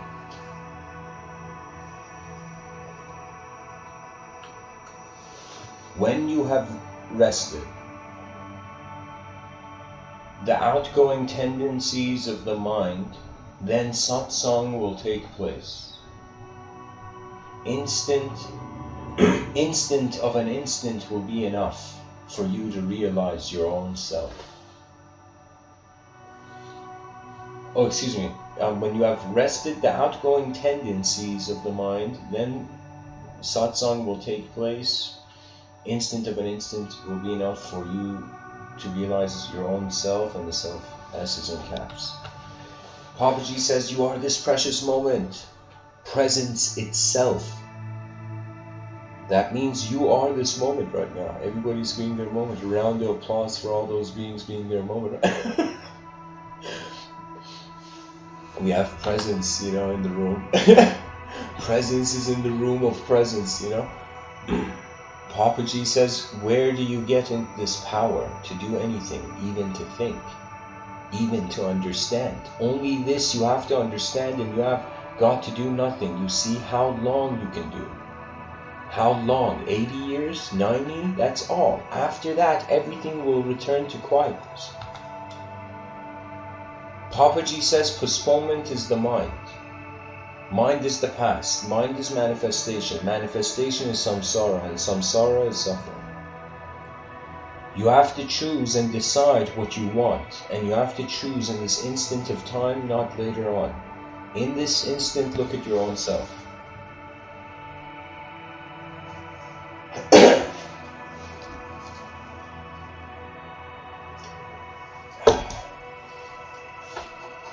I feel my coughs are saying the same thing.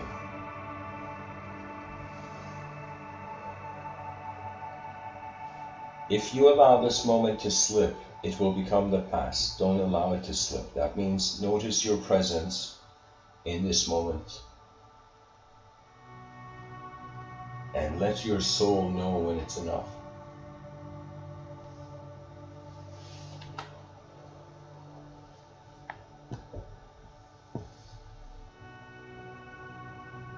from Popperje's journal, March 23rd, 1981. When an aspirant is endowed with supreme dispassion, his ignorance is dispelled by mere listening to the instructions of the teacher. Yeah, I mean, here's the thing. Imagine it's a battlefield. Now imagine there's like some people in that, what's that called? Shell shock. You know, there's like explosions, information explosions, and so there's in this battlefield, so the only thing you can say is like, you see those beings who can take care of themselves, you just shout at them. It's like, keep going. Those people, those who can't, you have to kind of lift them, right? Because the idea is not everyone matters because we're so nice as a civilization. It's because everybody harbors an angle of the world that nobody else has access to. And that is the most precious gift that the civilization shouldn't lose. That means, even though I use the metaphor of the battlefield, I remember my heart broke, you know, not from a relationship, you know, but from a relationship I had from history, with history. And when I Googled how many people had died in the world wars, World War I and World War II, and the number went around, what was it, 85 million. And I was like, no way, no. But for a second, I was like, if I just saw a number, then it sunk in, as if I was a bird and seeing, in some sense, the dismissal of 85 million genetical, like how many of those 85 million people were scientists, mathematicians, Albert Einsteins of the world? You know, how many were painters? All those dimensions, like they all had somewhere to go. But our ignorance of our true nature as a species made us fight for the illusion, and in the middle of it, deny our truth. If the truth is not collective, what survival strategy is there? What? Like anarchy till the end of time because it was cool? Because it was cool to set the world on fire and then be like, oh my God, where am I going to live now? You know, so this is the blindness of chaos, you know.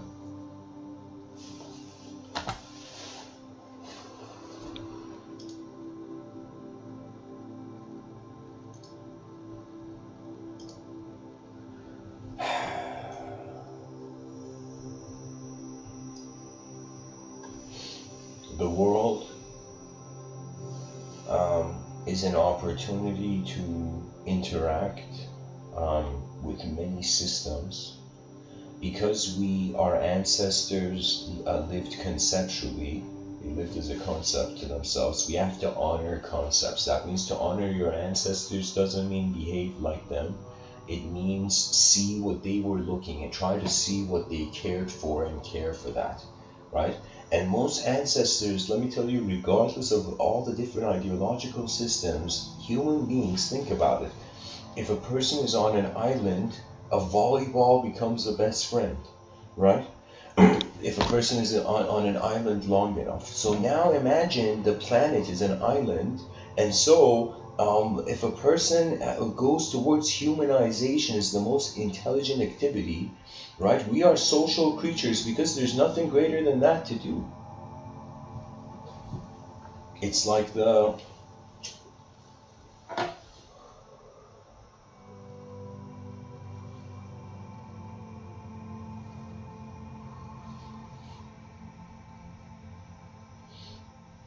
it's as if we are individual, the individual has to do something, or what's the meaning of life, right? But if we are a collective, the collective is already being all that the individual is trying to fathom.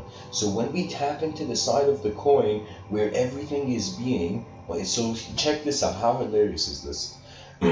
Let me tell you what's going on. And I'm going to use the native Amazonian metaphysical context, okay, the concept of the spirit realm. There was a way that was acknowledged. Certain shamanic cultures, they would put their youngest, a member of the family with the oldest member of the family, and they would, as somebody, an anthropologist asked, like, why are you guys doing this? And they're like, because one has just entered and stepped out of the spirit realm, and one is about to go step into the spirit realm.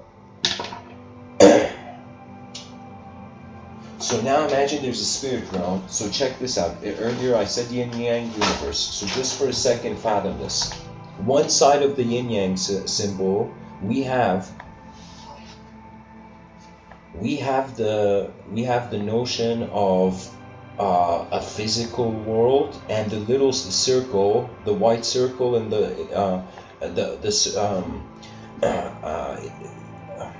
in a physical world, there's a non-physical circle. That's the soul witnessing, we call it. And in the spirit realm, there is a material witness. Do you understand what I mean? That means you cannot know you're a soul unless you're a body. That's how the idea is an idea still. If you wonder about that was here beyond the body, it cannot be an idea, because you need a body to have a relationship as a self in a world to then comprehend things in the world as a self.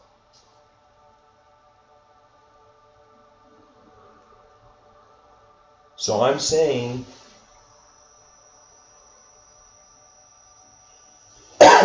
what we think is a soul is how one dimension, two dimensions are in a co-engagement.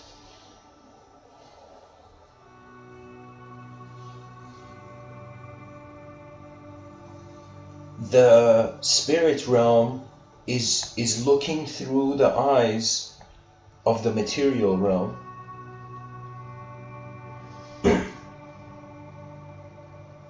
And the material realm is looking through the eyes. That means right now my physical existence is the soul of my soul. And my non-physical being is the I don't know how to explain this.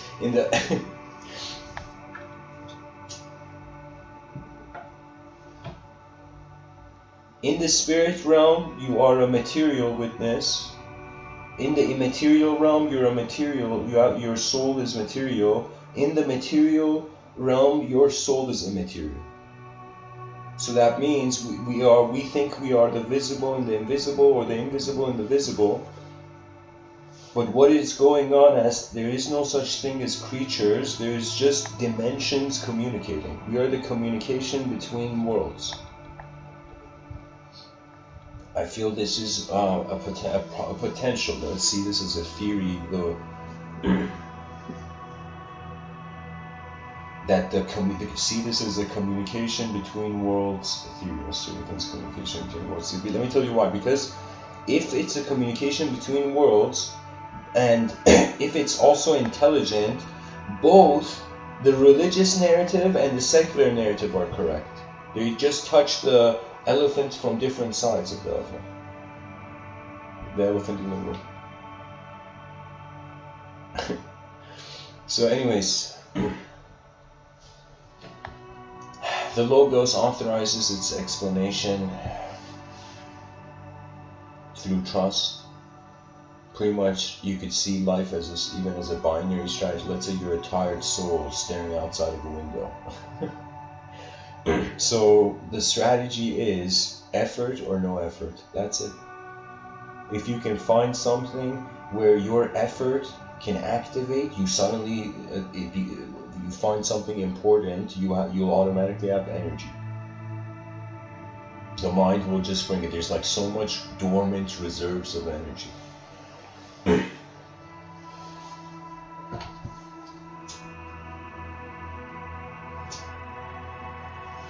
And the best thing you can do in the void is to at least serve civilization by through a creative lens.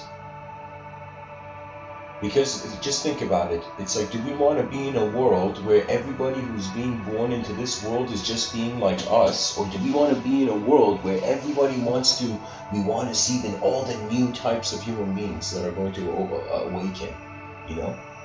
Like, there's an honor to being human, but because we have a dehumanized ethos right now, we don't care for it. If we can find a humanized ethos, and I feel the advanced civilization is the solution. The advanced civilization is the greatest game 8 billion creatures on a rock in the middle of nowhere can play. And why? Not because, and then here's the only argument for an advanced civilization. Why not? Why not see what the most advanced potential of the contained energy, like what it's like, even if we build an advanced civilization and get to see it for like a couple seconds and then it's just dismantles, imagine, right? That would be worth it. Just to see what it would look like, the greatest strategy so far.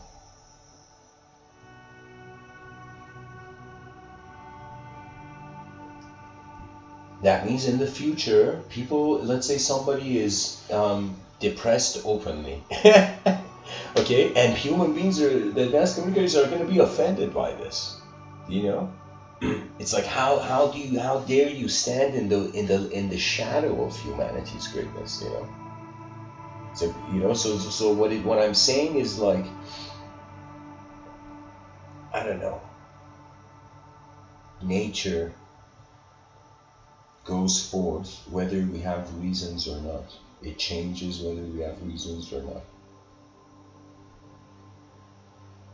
We are just consciously surfing the space-time continuum. And no greater sentence can liberate than nobody knows. And hear that in two ways. Nobody knows. No physical phenomena can explain the totality. And nobody knows.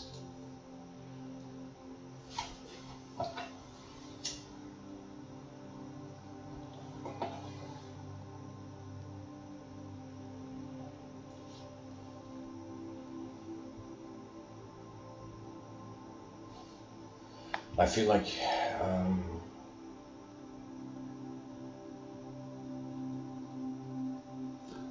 reading one other quote from Papaji.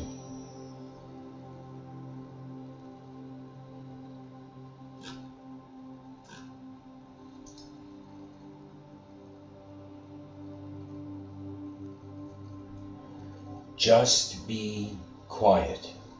This quiet does not involve talking or not talking. It does not involve any doing whatsoever. Just let the mind fall into silence. This is enough. And Papaji says, and I'll make this the last quote. He says, if there is peace in your mind,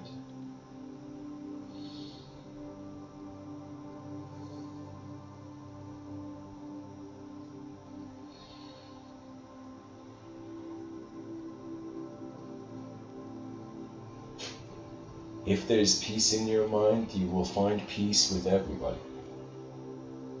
If your mind is agitated, you will find agitation everywhere. So first find peace within, and you will see this inner peace reflected everywhere else. You are this peace. That means look at all these human beings trying to find peace when they are it. Anyways, that's the end of the tunnel. And what else can I say that the Logos doesn't already know? Oh yeah, the conscious maps. So human beings have implemented strategies. Carl Jung, his way of, so it's as if we have in the outer realms people who have had treasure maps. They found a map to some treasure. Now, let's say the treasures of the inner realms require a sort of mapping. And so in history, there's been many human beings, especially the continental philosophers, where in some sense, their approach has been to try to see the rest of the room beyond the senses. That means imagine you're inside a pod, okay, a kind of like futuristic space pod, okay? And so now how much do you care to see beyond this, right? And if we want to care beyond this, we are going into unknown territory, but unknown inner territory. That means the terra incognita of the inner realms. Right, so that's where it's evocational, and Carl Jung managed to, in some sense, be able to discern enough to recognize the value of the term he created, collective unconscious. Because if Carl Jung hadn't done that, it would have made my work so much harder. if he hadn't seen the significance of those two words together. That means, imagine right now, we may be fascinated by what one person knows, we may be fascinated by what a group of people know, what everybody knows, right? But then imagine we get fascinated by one person doesn't know, then we get fascinated by what everybody doesn't know, and that's the truth. That's where the scholarly exploration and exhibition should begin.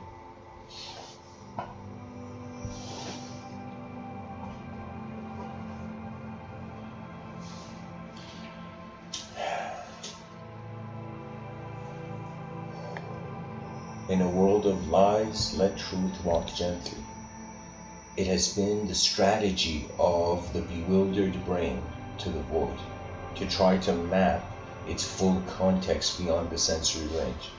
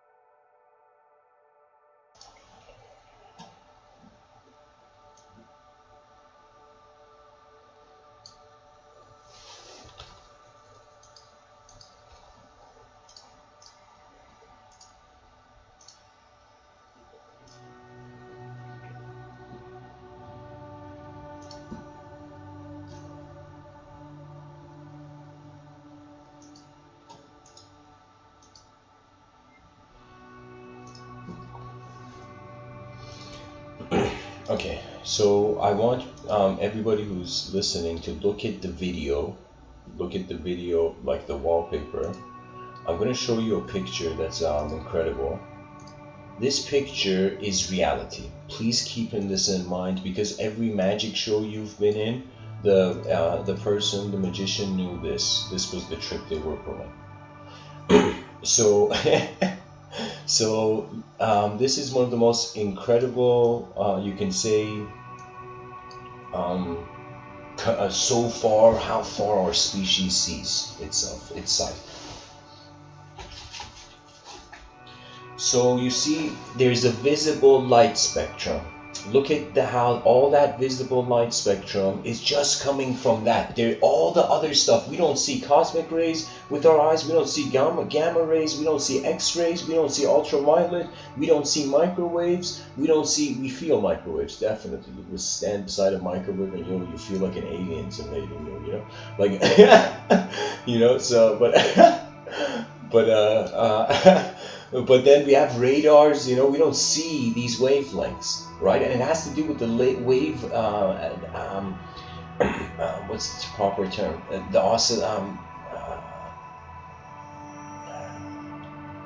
wavelength.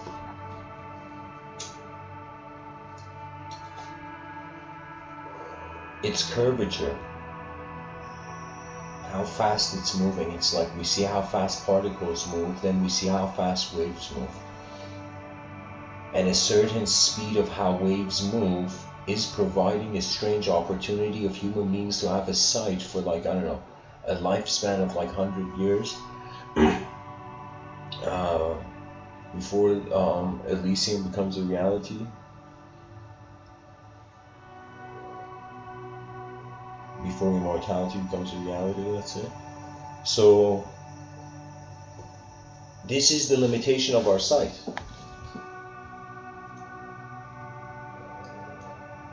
And we are to believe it. We know this scientifically, but then we're seeing it to believe it. I need proof of it, evidence in front of me. Evidence what? In this tiny little crevice in the complexity of this. Right? So it's as if seeing to believing is not the best thing, you know? So it's, in some sense, our creative capacity is a testament to our scientific advancement. What we can recreate through understanding, that's the victory of understanding. One can say that all relationships of life are between nature and the watcher, nature and its viewer.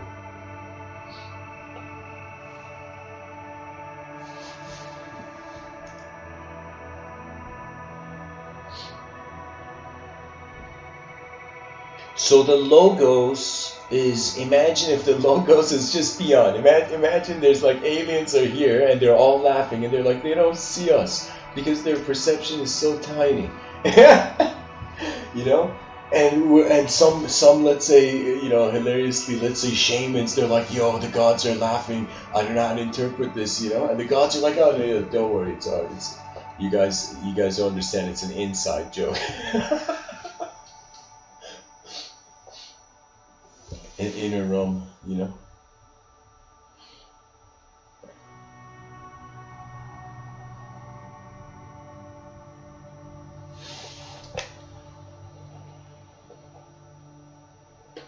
Trying to understand reality is like trying to understand the unknown. It makes no sense. So in some sense we have to surpass our reality. In this Japanese show, there was a captain, and this captain looked at his crew, and he was such a lazy captain, but he wanted to inspire them, and he just looked at them very intensely, and he's like, surpass your limits, all of you, you know, all of you surpass your limits, and that's it. And they were all motivated, because that's all it takes, that's all we need. You look at your limit and not stand in it and glorify it, you'll be surprised.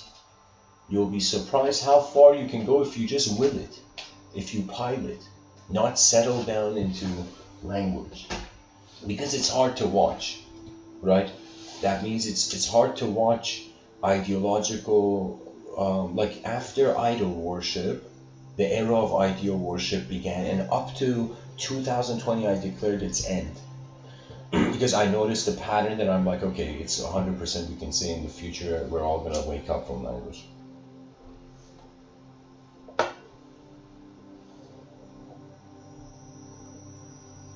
The logos requires to stabilize its comprehension. So it's as if, imagine, right, the person's wants to, the shaman has found a state of mind where they are in dialogue with like the spirit of nature, and the spirit of nature, and they're like, spirit of nature, what are you? Tell me. And the spirit of nature is like, okay, before I tell you what I am, first look at yourself, see what you are, stabilize in it, build a proper headquarters, then. So if you anytime fear the unknown, you have known backup systems.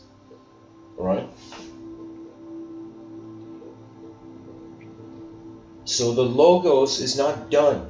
That means everything cyberspace is like, somebody's like, the day the logos, you know, it's like an invisible force created cyberspace.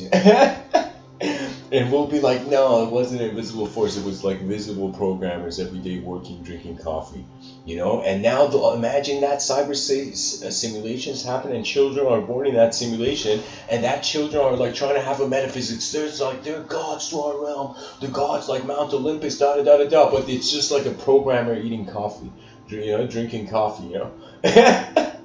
You know, that were the gods that created the cyberspace simulation, you know.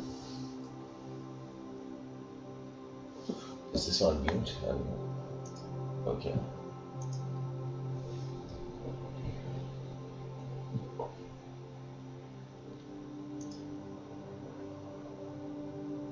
It's like, honor the nature of reality while you're in it. Greatest thing to honor. You honor the presence of life. That is true liberty. There is no greater cultural freedom.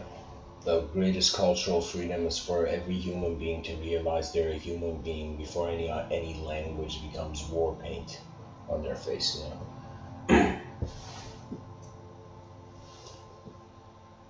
Every human being should be trying to map their inner realms and should treat it as if right now maybe there isn't an institution that cares for people's inner realms. But I'm telling you, there will be. And this institution is going to request from this whole civilization, report back like hunter-gatherers of the inner realms, where every human being is keeping some sort of journal, some sort of being a scribe of their mind's life and sharing their findings, their honest findings. The more honest it is, the better you have automatically just served the civilization, you know. And so imagine we start wondering about, and we no longer, it's an era where people believe in they are an animal, or they're a spirit, or they're the abstract notion of the human. Everything has become communication, and now we are unknown communicators discovering types of communication. We're beginning to create systems that train the civilization for its timeless future, but not in a way where it's escapism. Right? So that means, let's say somebody comes and says, I believe in angels, and somebody comes and says, I believe in demons, you know, and it's like as if great, you know, or I believe in aliens, okay? So the person has that, imagine that notion, right? It's as if it's like, before believing in the illusion, how have you not believed in the truth that's needed for the concept of illusion to exist?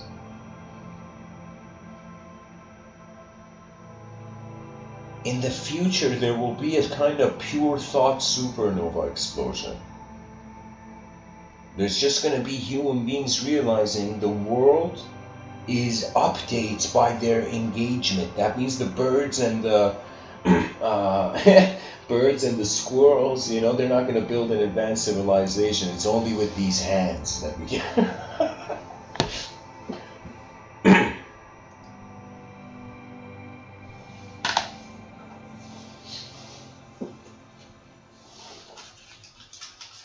We master, first we serve our humanity, then we master our humanity, then we serve beyond our humanity, then we master beyond our humanity, then it is a finalization of presence beyond personality. That means it's hilarious. People feel that we're, let's say right now, my body is, my biological existence, 80% of it is, I mean, this is just a random.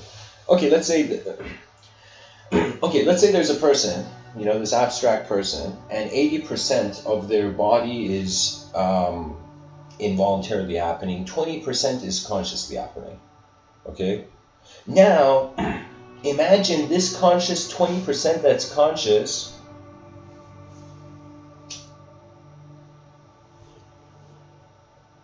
this 20% that is conscious, imagine feels that it has to make the 80% unconscious into conscious. But when it trusts the universe, the 80% unconscious becomes 100% unconscious. That is the conscious world, fourth phase of evolution, right?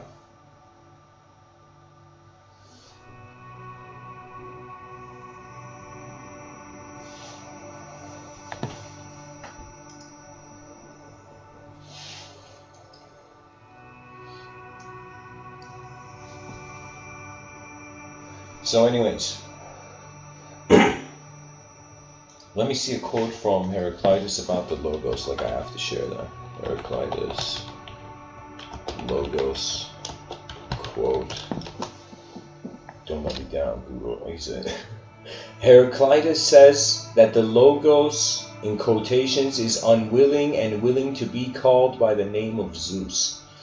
Okay, too, that has escalated quickly. Okay, there we go. Heraclitus says, Logos is day and night, winter and summer, war and peace, surfeit and hunger. Surfeit and hunger. That means literally, it's like if, I think Lao Tzu in a past life was Heraclitus. Because literally the concept of the Tao and the Logos are the same. You know, and this is of course just to, you know, throw some stake for, you know, the savages of the New Age community.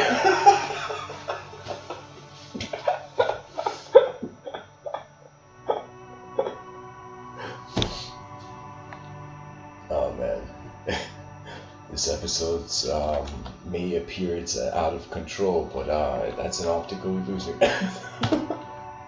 Heraclitus says, he who hears not me, but the Logos will say all is one. Heraclitus says that same quote, oh my god, why is it the same quote? Heraclitus says, for every 100 men you send us, 10 should not even be here. 80 are nothing but targets. 9 of them are real fighters. We are lucky to have them. They the battle make. Ah, but the one of them is a warrior, and he will bring the others back.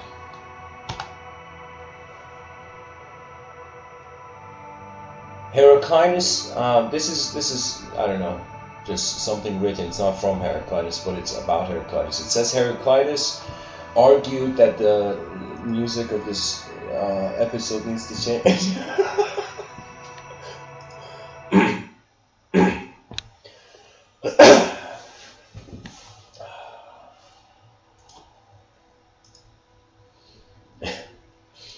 Heraclitus argued that there was an objective truth about everything, an underlying current flowing across a time, and on to the next one. This constancy he called logos. Logos for Heraclitus was the world's rationale, its determining formula, the truth, and thus the key to everything's nature. Heraclitus, therefore, was understandably opposed to the naive empiricism, and I don't know why this I has 2 dots on top of it. This is like the word naive, maybe it's spelled naively. Opposed to the naive empiricism of his time, and pleaded that men come to discover, in quotations, the depth of the soul's own logos. That means, do not just wonder about your soul and call yourself spiritual. Wonder about the soul of your soul, of your soul, of your soul, of your soul. And I'm getting tired, but the soul that, the soul of that soul too. Yeah. There's more here, that's the whole point of intelligence. If it was known, there would be nothing to know. We'd be like, oh snap, we figured everything out. What's the purpose of life now? Nothing. So whether our scientific findings are accurate, or our narratives, our cultural, social narratives are just neurological fabrications, it's like there is the value of the attention. I'm telling you, it's as if when you become the winds of evolution, this is maybe something I shouldn't say people should do, but I'm saying for those who become the winds of evolution, you will realize your strength. There was a scene in this show called Shingeki no Kyojin. There was a character who was afraid, was a very intelligent character but had fear. And there was a moment where his intelligence had understood something, a strategy, a proper strategy to implement. And for the first time, he looked at his hands, and his hands weren't shaking, and he, for a moment, just looked at himself and he said, there is courage flowing through me. Now imagine the logos gives you the strength of the moment that it wants to sculpt on this earth. It means an individual becomes, like literally we are drops, individual consciousness. We're going to experience ourselves as rivers. That would be collective dynamism. And then it will be an oceanic clarity.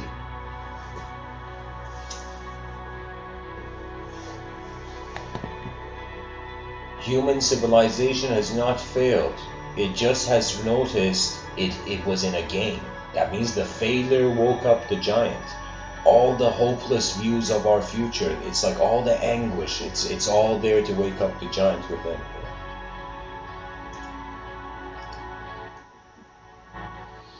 So anyways, thanks for listening. For those interested, I'll be on Discord in a little bit. And for anybody who cares for this crevice of light, for all that they see in the light spectrum, please care for my Patreon too. Much blessings and all.